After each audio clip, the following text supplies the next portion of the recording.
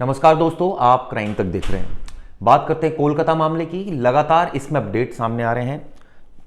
हम सब ने कल एक अपडेट देखा इस पूरे मामले में कि आईपीएस मनोज कुमार को अब कोलकाता पुलिस की कमान सौंप दी गई है। जो विनीत गोयल हैं आईपीएस, उनको हटा दिया गया है। सरकार ने जो डॉक्टर्स की मांग थी उसको मान लिया गया। लेकिन हम ये समझने की कोशिश आज करेंगे कि क्या वाकई जो आईपीएस विनीत गोयल है, क्या इस मामले में उनकी गलती सीधी सीधी थी या फिर गलती नहीं थी।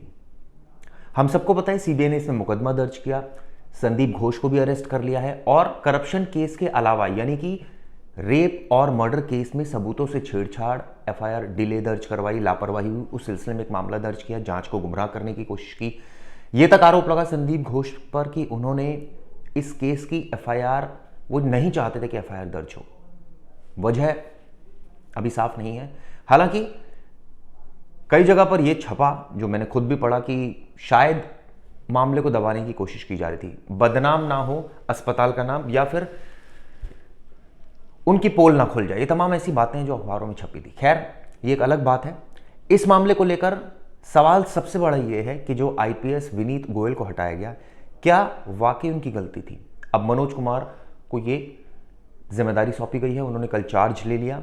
दरअसल ममता सरकार ने फैसला लिया था कि इस मामले में, चूंकि डॉक्टर्स की लगातार मांग थी, कई सारी मांग थी डॉक्टर की सबसे जो मेजर डिमांड थी वो ये थी कि जो आरोपी है उसको सख्त सजा इस मामले में मिले, ढंग से जांच हो रही है। दूसरी मांग थी कि सिक्योरिटी मिले जो डॉक्टर्स वहाँ पर काम कर रहे हैं। तीसरी मांग थी कि कमिश्नर को हटाया जाए, कुछ हेल्थ ऑफिसर्स को हटाया जाए, ये भी मांग मान ली गई। हालांकि एक और हेल्थ ऑफिसर, जो ब्यूरोक्रेट है, सीनियर ब्यूरोक्रेट, उनको भी हटाने की बात डॉक्टर्स कह रहे हैं, लेकिन अभी तक सरकार ने वो बात नहीं मानी है। तो शायद यही वजह है कि अभी तक डॉक्टर्स अपनी मांगों पर अड़े हुए हैं। यानी कि अधिकांश मांगे तो उनकी मान ली गई है, लेकिन अभी भी एक मांग ऐसी है जो नहीं मानी गई है। दरअसल सीएम ममता बनर्जी ने डीएमई, जिसे बोलते हैं चिकित्सा शिक्षा निदेशक, और स्वास्थ्य सेवा निदेशक के अलावा डिप्टी कमिश्नर डिवीजन को भी हटा दिया गया था। इसके अलावा हम सबको पता है डीसीपी को हटाया गया था, पुलिस कमिश्नर्स को हटाया गया था।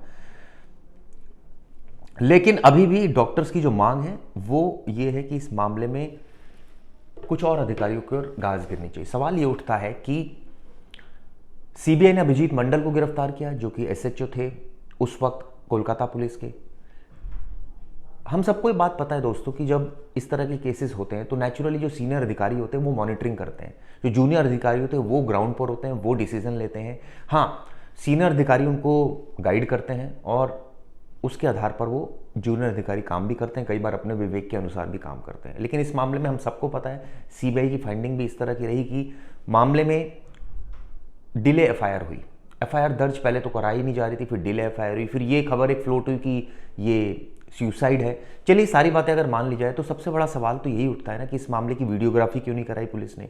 इस मामले की जो एक प्रोटोकॉल होता है इस तरह के केसेस को सॉल्व करने के लिए, जिसमें वीडियोग्राफी कराई जाती है, सारे कपड़े सीज किए जाते हैं, मौके को प्रिजर्व किया जाता है, सबूतों से कोई छेड़छाड़ ना हो ये सुनिश्चित किया जाता है, सीसीटीवी प्रिजर्व किया जाता है, इसके अलावा जो बॉडी है वो इंटैक्ट रहे ये ध्यान रखा जाता है। ऐसे तमाम चीज़ें, साइंटिफिक एविडेंस को इधर से उधर ना हो, ये तमाम चीज़ें ध्यान रखा जाता है, जो काम पुलिस का होता है। लेकिन पुलिस ने शुरुआत में अपनी जिम्मेदारी नहीं निभाई। इसके पीछे वजह यह थी कि उनकी, यानी कि अभिजीत मंडल जो एसएचओ थे उस वक्त के कोलकाता पुलिस की, उनकी सेटिंग थी संदीप घोष के साथ, और दोनों ने मिलकर कोशिश ये की कि मामले को दबाया जाए, गलत जानकारियाँ दी जाए, परिवार जल्द से जल्द अंतिम संस्कार करा दिया, और ये ऐसी चीज़ें रही जिससे कहीं ना कहीं लापरवाही सामने आई। हालांकि कई लोग ये भी कह रहे थे कि देखिए पुलिस का जो काम है वो तो कर ही दिया ना, आरोपी को गिरफ्तार कर लिया, मुकदमा दर्ज कर लिया। लेकिन दोस्तों, ये पुलिस का काम सिर्फ इतना ही नहीं होता। इस मामले में टाइम से मुकदमा दर्ज हो, अच्छी इन्वेस्टिगेशन हो और सही आरोपी गिरफ्तार हो, ये सबसे बड़ा काम होता है। और शायद ये काम पुलिस के द्वारा, कोलकाता पुलिस के द्वारा नहीं किया गया। यही वजह है कि सीबीआई ने इस मामले में अभिजीत मंडल को गिरफ्तार किया। आप सोचिए, वीडियोग्राफी नहीं कराई गई इस पूरे मामले की, क्यों? तो ये ऐसी बेसिक चीजें थी जो कि होनी चाहिए थी, जो कि नहीं हुई। लेकिन क्या इसकी जिम्मेदारी आप सीनियर अधिकारियों पर डाल सकते हैं? अगर ऐसी बात थी तो ममता बनर्जी ने शुरुआत में आईपीएस अधिकारी विनीत गोयल को क्यों नहीं हटाया? और अगर ऐसी ही बात थी तो सीबीआई ने अभी तक आईपीएस विनीत गोयल और जो पुलिस कमिश्नर उनको गिरफ्तार क्यों नहीं किया? जाहिर तौर पर यह सवाल आने वाले वक्त में पूछे जाएंगे। आपने अधिकारी बदल दिया, लेकिन फितरत बदलनी चाहिए, जो कि सबसे महत्वपूर्ण काम है, जो शायद ऐसा लगता है कि इस केस में शुरुआत में लापरवाहियां बरती गई, जिसकी खामियाजा कोलकाता पुलिस को भुगतना पड़ा। और यही वजह रही कि एक एसएचओ लेवल के अधिकारी को गिरफ्तार करना पड़ा सीबीआई को। खैर, इस मामले की जांच लगातार आगे बढ़ रही है। हम सबको पता है कि इस मामले में फॉरेंसिक एविडेंसेस बहुत क्रूशल होने जा रहे हैं, और इस मामले में पुलिस ने काफ़ी साइंटिफिक एविडेंसेस भी बटोरे हैं, जिसमें कपड़े हैं, मौके का मुआयना हो गया, फिंगरप्रिंट्स हो गए, इसके अलावा ब्लड सैंपल्स हो गए। ऐसी चीज़ें जो इस केस को आगे प्रोसीड करेगी। हालांकि ये बात सच है, जो कि खबर बीच में भी आई थी, कि संजय रॉय जो आरोपी है वो अपने पॉलीग्राफ टेस्ट में मुकर गया है इस बात से कि उसने मर्डर किया। ये एक एडिशनल एविडेंस होता है और इसकी कोई इतनी ज़्यादा महत्ता नहीं होती अगर दूसरे एविडेंसेस इस पूरे केस में रहे हों।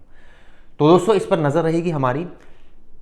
मैंने इस वीडियो में कोशिश की कि कुछ पॉइंट्स रेस करूं जो अभी तक, एक तो इन्वेस्टिगेशन किस हालात पर पहुंची। हम सबको पता है कि अभी सीबीआई मामले को इन्वेस्टिगेट कर रही है। कुल 3 आरोपियों को गिरफ्तार किया जा चुका है, संदीप घोष, अभिजीत मंडल और संजय रॉय को। इसके अलावा जो पॉइंट था कि आखिर कमिश्नर को ही क्यों हटाया गया, इसको लेकर भी तमाम बातें चली, और हालांकि अब इसको दबाव में कहीं या कोई और वजह कहे हटाया गया उनको, इसकी भी जांच तो खैर नहीं होगी इस बात की, लेकिन इतना साफ है कि कहीं ना कहीं प्रेशर टेक्निक, जो प्रेशर था ममता बनर्जी सरकार पर, वो उसको रिलीज करने की कोशिश की गई, ये दिख रहा है इस पूरे मामले में। इसके अलावा इस मामले में और जो अपडेट है वो भी आपको मैं लगातार बताता रहूंगा, लेकिन अभी तक तो ये कहा जा सकता है कि जांच जारी है और जल्द से जल्द इस मामले में सीबीआई चार्जशीट दाखिल करेगी आरोपी के खिलाफ। सबूत, काफ़ी अहम सबूत इसमें मिले हैं पुलिस को, यानी सीबीआई को। तो उम्मीद यही की जानी चाहिए कि इस मामले में जो सच है वो सामने आएगा। ये वीडियो कैसी लगी दोस्तों, जरूर बताइए।